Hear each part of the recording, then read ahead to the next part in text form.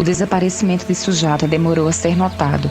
No primeiro dia, uma criada correu até Kumbhira com a notícia de que a bandeja de comida deixada do lado de fora da porta da moça continua intacta. Ela está sempre fazendo manha. Espero que até que sinta fome.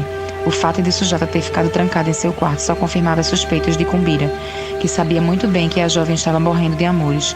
Mas quando sua bandeja continuou intacta no segundo dia, Kumbhira bateu a porta e entrou. O que ela viu fez com que reagisse rapidamente. Vamos, sai agora. Kumbhira empurrou para fora a criada que a seguira, esperando que as cortinas cerradas escondessem a visão de sangue sobre a cama sem lençóis. Mas sem dúvida a moça vira algo, o que deixara pouco tempo para conter os boatos no palácio, que se alastrariam feito um incêndio. Ela imediatamente foi até o rei e contou tudo o que acontecera entre Sujata e o príncipe. Suddhodana recebeu a notícia com mais tranquilidade do que ela esperava. Se o rei estava preocupado com o destino de Sujata, ele nada demonstrou. Ela sentiu vergonha demais para ficar. Mande alguns homens procurá-la, não muitos. Não se passou nem mesmo meia hora até que Channa levasse a notícia ao príncipe, que imediatamente correu para o quarto de Sujata.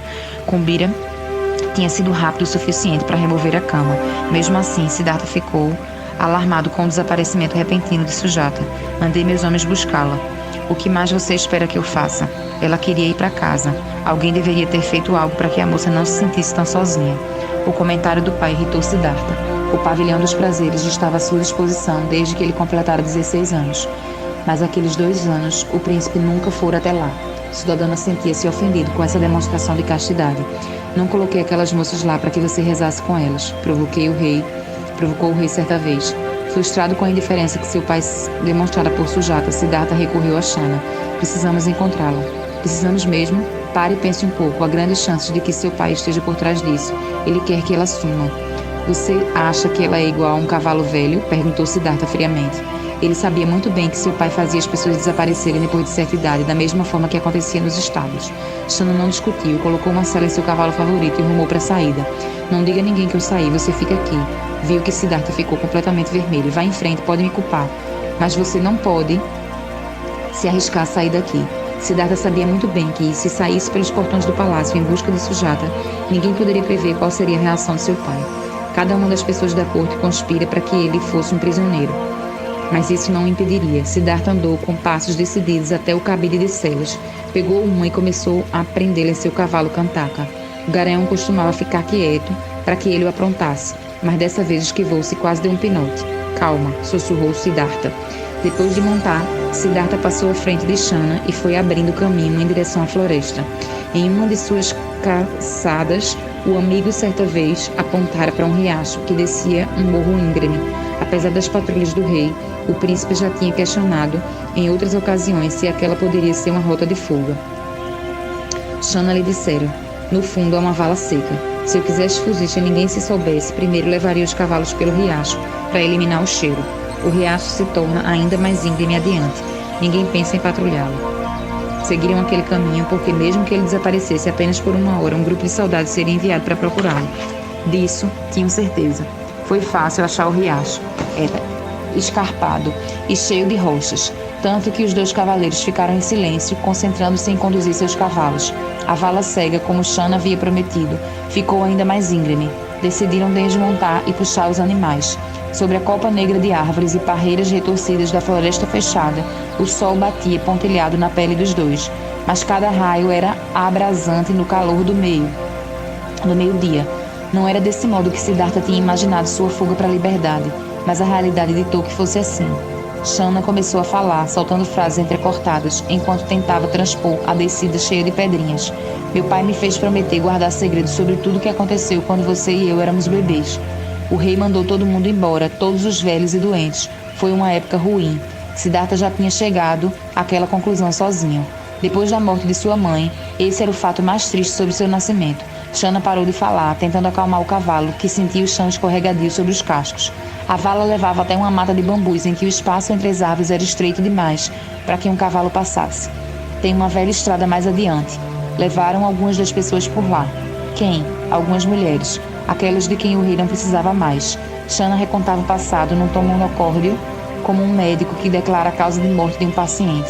Ele pediu a Bikram para levá-las por um caminho secreto, este mesmo que estamos percorrendo. Ele não queria que ninguém visse. Siddhartha então percebeu algo. Você o odeia, não é? Você quer mesmo saber? Sem se virar, Shanna levantou a camisa, expondo por completo as marcas do açoitamento. Um rei não é melhor do que um criminoso, disse Shanna. Ficaram em silêncio até chegarem ao fim da mata de bambus. Shanna fez seu cavalo parar e virou-se para Siddhartha. Sabe, você pode voltar. Ninguém desconfiaria de nada. E por que eu voltaria?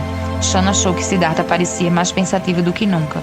O seu pai pode ser um canalha, mas talvez ele esteja certo por fazer o que fez. Ele tentou afastar o sofrimento de você. Não é algo bom? Eu fico pensando nisso. Ele não estava certo. A determinação na voz de Siddhartha deixou Shanna surpreso. 3 anos se passaram. Uma das mulheres teve um bebê.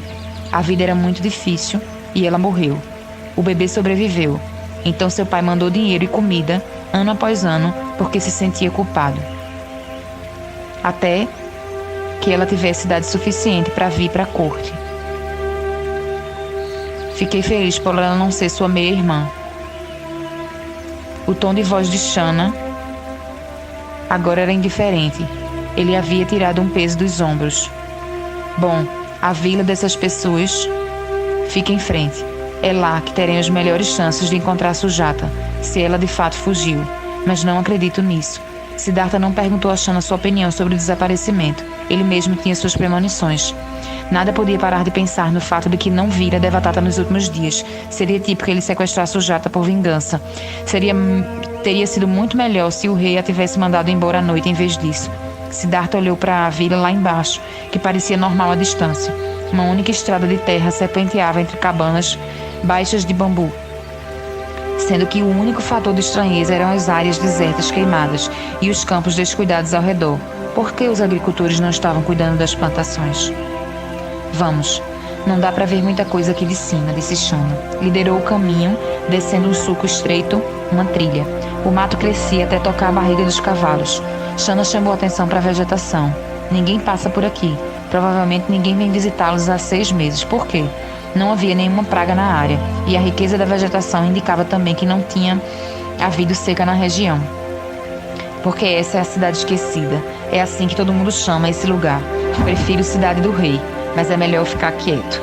Depois de uns 800 metros, a trilha se tornou menos íngreme e logo eles estavam passando pelas primeiras cabanas na beira da vila. Os telhados tinham manchas cinzentas de chuva. As obreiras das portas descrépitas estavam caídas. O grupo seguinte de cabanas também parecia igualmente destruído pelo tempo. Siddhartha viu, de soslaio, alguns rostos à janela que logo se recolheram assim que ele se virou para observá-los com calma. Por aqui, disse Shanna. Desmontou em frente a uma cabana mais destruída que as outras, sem porta e com ornamento de deuses e demônios apagados nas calhas. Essa era a casa dela, da mãe dela. Sujata não poderia estar aqui vivendo desse jeito, pensou Siddhartha, mas desceu do cavalo e seguiu Shanna até os escombros desoladores que formavam a casa. Traços de insetos e buracos no chão indicavam que ninguém estava ali há meses. Um pedaço rasgado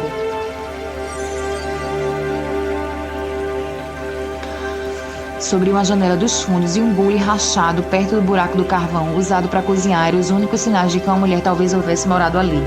Vamos voltar. Exigirei que meu pai me diga onde ela está. Com o coração apertado. Pressenti uma verdade que não conseguia admitir. Quando saíram de casa, as coisas estavam diferentes. Havia pessoas que surgiram do nada, como coelhos que surgem de tocas. Um grupo de homens cercava os cavalos. Parem, parem, gritou Shanna. Alguns deles estavam tentando retirar as celas. Shanna estava armado e eles não. Mas quando sacou sua espada, Siddhartha segurou seu braço. Quem são eles? Perguntou o príncipe com expressão séria. As pessoas, talvez uma dúzia delas, estavam famintas e vestidas com andrajos que caíam de seus corpos esqueléticos. Todos tinham cabelos cinzentos, às vezes só um pouco de cabelo sobre a pele expostos do crânio. Eles são os esquecidos. Nós viemos até a cidade deles. E o meu pai os mandou vir para cá?